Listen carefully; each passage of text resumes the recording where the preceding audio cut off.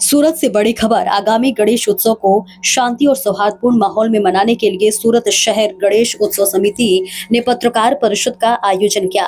सूरत शहर गणेश उत्सव समिति पिछले 37 वर्षों से लगातार कार्यरत है और शहर में गणेशोत्सव को अनुशासित और सांस्कृतिक गरिमा के साथ मनाने के लिए प्रतिबद्ध है। इसी क्रम में समिति द्वारा पत्रकार परिषद आयोजित की गई, जिसमें सरकारी तंत्रों द्वारा उपलब्ध कराई जाने वाली व्यवस्थाओं और आवश्यक जानकारियों को गणेश महोत्सव आयोजकों तक पहुंचाया गया। पत्रकार परिषद में यह भी बताया गया कि गणेश महोत्सव के दौरान आयोजकों को किन किन बातों का विशेष ध्यान रखना होगा।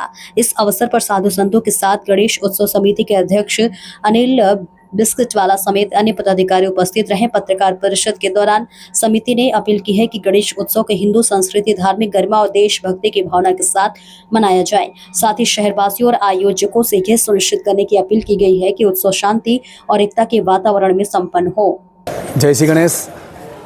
आज श्री गणेश उत्सव वर्ष 2025 में समग्र सूरतનું જે ગણેશ ઉત્સવ છે તે શાંતિ રીતે સાથે સાથે સરકારી તંત્રની વ્યવસ્થાના ભાગરૂપે જે અમે લોકો સંકલન કર્યું છે માનનીય પોલીસ કમિશનર શ્રી અને સુરત મહાનગરપાલિકાના અધિકારીઓ સાથે તેની માહિતી આપવા માટે આજે અમે પત્રકાર પરિષદ યોજી છે।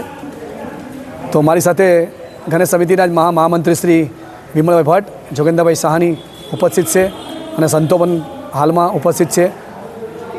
આ પત્રકાર પરિષદ દ્વારા સુરતના સમગ્ર ગણેશ ભક્તોને એટલું જણાવવાનું છે કે સુરત મહાનગરપાલિકા દ્વારા 21 કૃત્રિમ તળાવ બનાવવામાં આવ્યા છે, જે અમારી ગણેશ ઉત્સવ સમિતિની વેબસાઇટ પર તમને બતાવવામાં આવેલા છે। તે સિવાય જ્યાં તમે ઓનલાઈન પરમિટ ભરો ત્યારે પણ તમને દર્શાવવામાં આવે છે। પોલીસ સ્ટેશન પ્રમાણે અમે લોકોએ અલગ અલગ કૃત્રિમ તળાવ એમાં ગોઠવા છે, જેનાથી કોઈ ખોટી રીતે કોઈ બીજા વિસ્તારમાં જઈને વિસર્જન ન કરી શકે અને અફરાતફરી ના થાય અને ટ્રાફિકની વ્યવસ્થા ના બગડે, એના માટેના અમારા નિયમો તેમજ લોકો ભરી શકે। પોલીસ સ્ટેશન પ્રમાણે કૃત્રિમ તળાવ આપવામાં આવેલા છે। તે સિવાય જે મોટી મૂર્તિઓ છે, જે 5 ફૂટની મોટી મૂર્તિઓ જે કૃત્રિમ તળાવ વિસર્જન કરવા નથી આવતી, તેના માટે સુરતમાં હજીરા, મગદલ્લા અને ડુમ્મસ એમ 3 દરિયાઈ ઓવારા છે, ત્યાં વિસર્જન કરવાની વ્યવસ્થા કરવામાં આવી છે। અને આ વર્ષે ખાસ વ્યવસ્થા એવી કરવામાં આવી છે કે સવારથી લોકો વિસર્જનની શરૂઆત કરી નાખે। આમ પણ શાસ્ત્ર વિધિ પ્રમાણે ભગવાન ગણેશનું વિસર્જન સૂર્ય ઉદયથી સૂર્યાસ્ત થઈ જવું જોઈએ અને એટલે એના માટે પણ આપણી પ્રયત્ન ચાલુ છે। સાથે સાથે ટ્રાફિકની નિયમન માટે પણ રૂટ પણ પોલીસ તંત્ર સાથે નક્કી કરીને બનાવવામાં આવેલા છે, જે અમારી ગણેશ સમિતિની ઓનલાઈન પરમિટમાં દેખાશે અને બીજું બહાર મૂકવામાં આવશે। તે સિવાય કોઈ પણ તકલીફ હોય તો ગણેશ સમિતિના કાર્યાલયનો સંપર્ક કરી શકે, જ્યાં 11 કુલ અમારા કાર્યાલય છે સમગ્ર સુરતમાં, ત્યાં સંપર્ક કરી શકે।